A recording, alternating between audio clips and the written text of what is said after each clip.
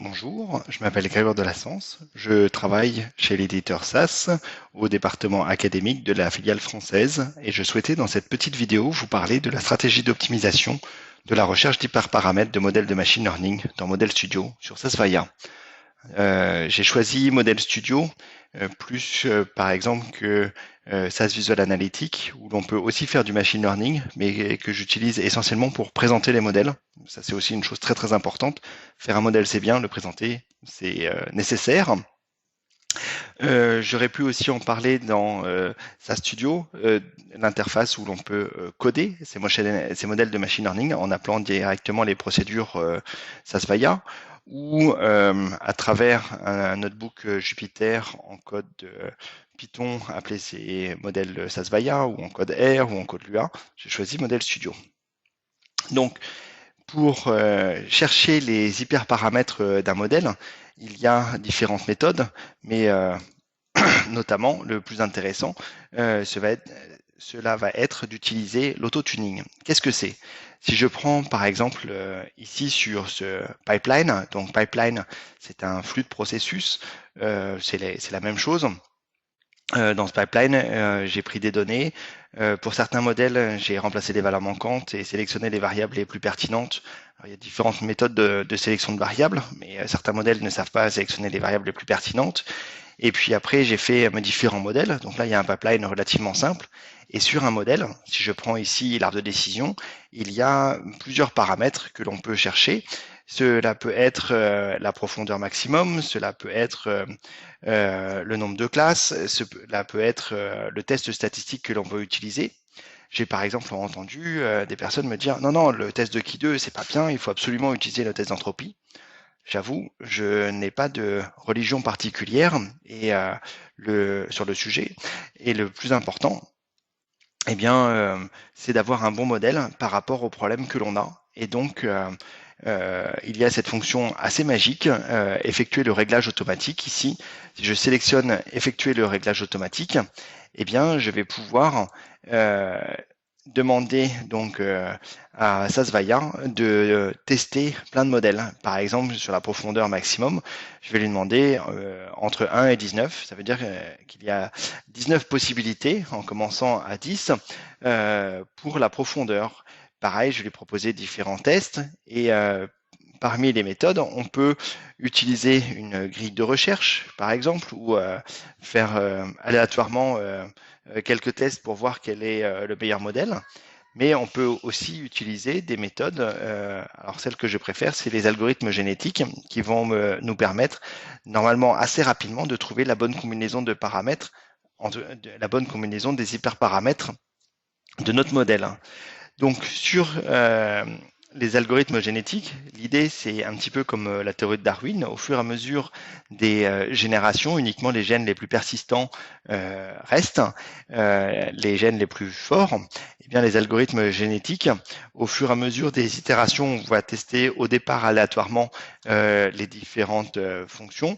Au lieu de tester toutes les combinaisons possibles, on va normalement, avec les algorithmes génétiques, converger assez rapidement vers une bonne solution de la bonne combinaison de paramètres qui va bien pour notre arbre de décision. Il en est de même pour notre forêt où on va pouvoir, avec réglage automatique, regarder quel est le nombre d'arbres, par exemple. Donc là, ça fait beaucoup.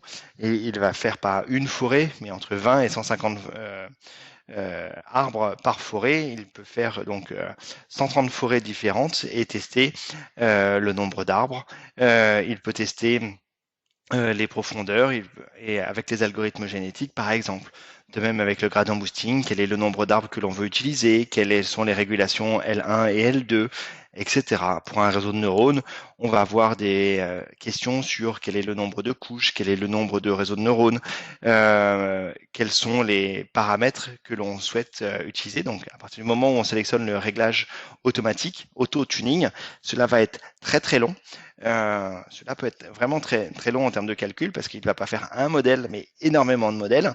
Mais ça va nous permettre de chercher quelles sont la meilleure combinaison d'hyperparamètres sur ce modèle. Et donc, d'où ma question. Le plus important, c'est qu'est-ce que l'on souhaite faire? Qu'est-ce que l'on souhaite maximiser ou maximiser ou minimiser? Est-ce la statistique de Kolmogorov-Smirnov de Hewden, qui est donc la plus grande distance sur la courbe de Rock entre cette courbe de Rock et la diagonale, la plus grande distance verticale, ou est-ce que c'est l'erreur quadratique moyenne? Quelle est la statistique qui nous intéresse? Eh bien, pour ça, il faut voir qu'il y a 3 types de modélisation. Soit on fait de la décision, soit on fait de l'estimation, soit on fait du ranking. Et contrairement à ce qu'on pourrait penser, le machine learning, c'est une science derrière laquelle il y a un certain nombre de dogmes. Et certains pensent que tous les modèles de machine learning sont des problèmes de décision. D'autres que tous les modèles de machine learning sont des problèmes d'estimation. Ça dépend aussi un peu de la culture, d'où on vient, quel professeur on a eu, qu'est-ce qu'on a rencontré comme problème. Alors, qu'est-ce que c'est que les problèmes de décision? Les ingénieurs ramènent souvent les problèmes de machine learning à des problèmes de décision. C'est juste ou c'est faux. Ils s'intéressent notamment, par exemple, beaucoup au taux de mauvais classement. Alors que les statisticiens s'intéressent beaucoup à des problèmes d'estimation. Estimer un revenu, estimer une durée de vie, estimer une perte ou un gain. Et donc, les statistiques comme l'ASE, donc Average Square Error, l'erreur quadratique moyenne, ou l'AIC, ou le SBC, ou l'ASE corrigé, par exemple, vont être particulièrement regardées. Personnellement, j'ai fait des études de maths et je pensais que les problèmes de machine learning étaient plutôt des problèmes de décision. Après quelques années chez SAS, où il y a quand même cette culture statistique qui transpire énormément, je pensais que finalement les problèmes étaient surtout des problèmes de machine learning, étaient des problèmes d'estimation. Et dans la vraie vie, eh bien, j'ai surtout travaillé sur des problèmes de ranking. Alors pour vous expliquer le ranking, maintenant c'est très simple parce que depuis que les agences de notation, dont par exemple Standard & Poor's, ont enlevé le triple A à la France, il y a eu une certaine pédagogie sur le sujet. En termes de risque de crédit, les organisations, les pays, les particuliers sont notés triple A, double A, A, triple B, double B, B, C, D, E, F, voilà.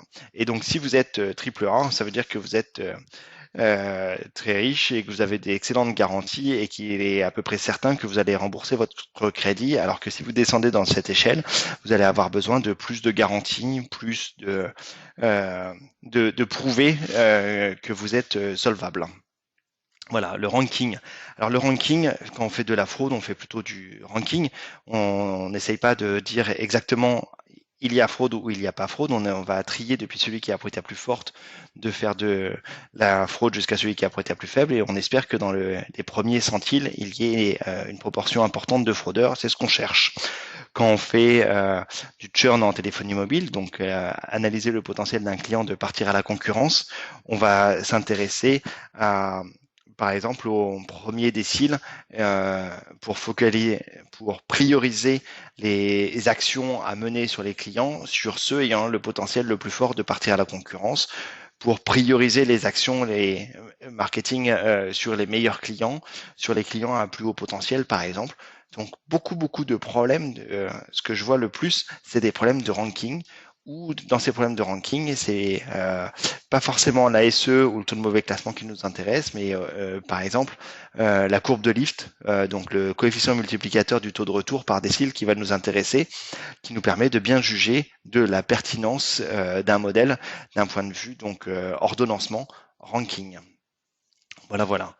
Et dans cette petite vidéo, c'était pour vous dire sur la recherche de modèles, eh bien il y a cette fonction qui est je trouve assez fantastique, auto-tuning, qui va me permettre de tester beaucoup d'hyperparamètres de différentes manières. J'aime beaucoup les algorithmes génétiques pour cela, mais une chose fondamentale, c'est de savoir qu'est-ce que l'on cherche, comment évaluer un bon modèle, et en fonction de si c'est de la décision de l'estimation du ranking, c'est pas du tout la même statistique qu'on va utiliser. Et je pense que ce point est souvent sous-estimé, voire ignoré par plein de data scientists, alors que c'est un point que je trouve absolument essentiel. D'où cette petite vidéo.